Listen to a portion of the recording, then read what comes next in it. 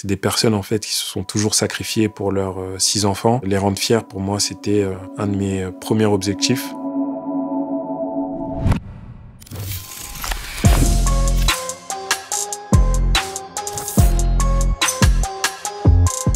Salut l'équipe Combini, c'est Bruno Mendes da Silva, j'ai 31 ans, je suis entrepreneur depuis 10 ans maintenant. Je monte des boîtes dans la tech et la mobilité.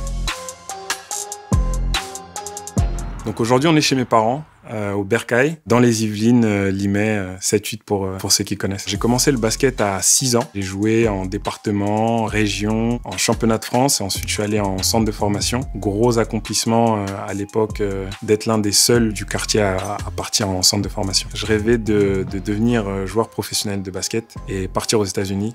Et je me suis vite rendu compte que ça allait être compliqué parce que être un Français qui va jouer aux États-Unis, c'est pas, il y en a pas beaucoup. En tout cas, à l'époque, il y en avait pas énormément. Je me suis tout de suite redirigé vers les études supérieures. Donc tout de suite, j'ai cherché le challenge et j'ai voulu rentrer dans une des meilleures écoles françaises, ce que j'ai réussi à faire en école de commerce.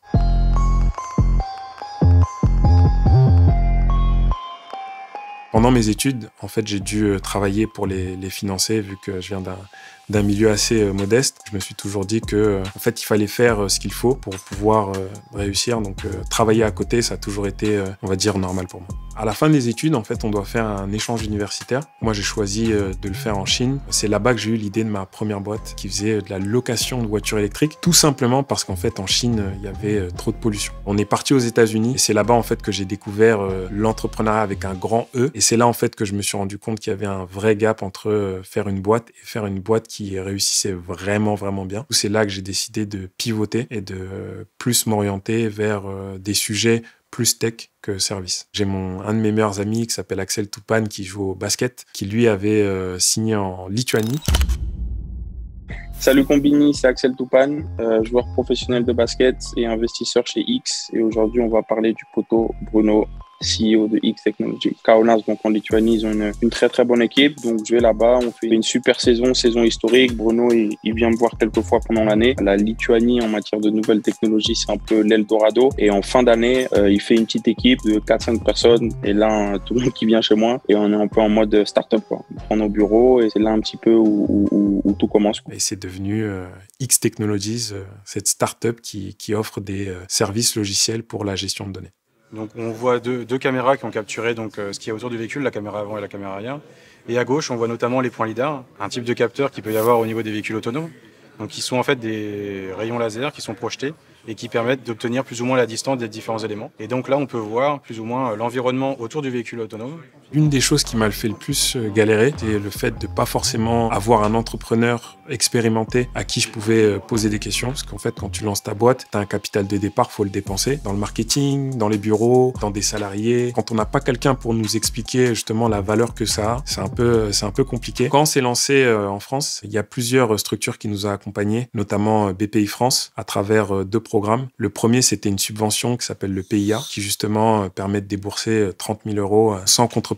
Et ensuite, le deuxième programme, c'était un programme qui mettait en lien des startups et des entreprises américaines. Après avoir beaucoup travaillé, voir qu'il y a des grandes boîtes américaines de tech qui s'intéressent à nous et qui même investissent pour nous aider à développer la technologie, c'est une fierté de ouf.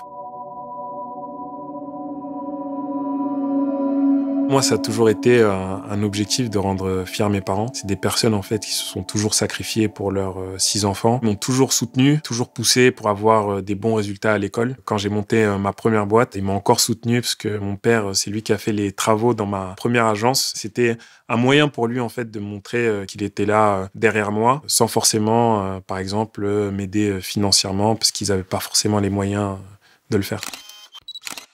Être dans un quartier, c'est assez difficile. Parce que la manière dont c'est conçu, c'est que tu as tout à côté. Tu sors pas forcément de cet environnement-là. T'es pas forcément poussé à aller à des événements culturels pour t'ouvrir l'esprit. Impose ta chance, serre ton bonheur, va vers ton risque. À te regarder, ils s'habitueront. Donc c'est en gros, lancez-vous les gars. La cité n'a pas de barreaux, sont dans notre tête et c'est à nous justement de les tirer pour pouvoir justement en sortir et aller voir ce qui se passe ailleurs.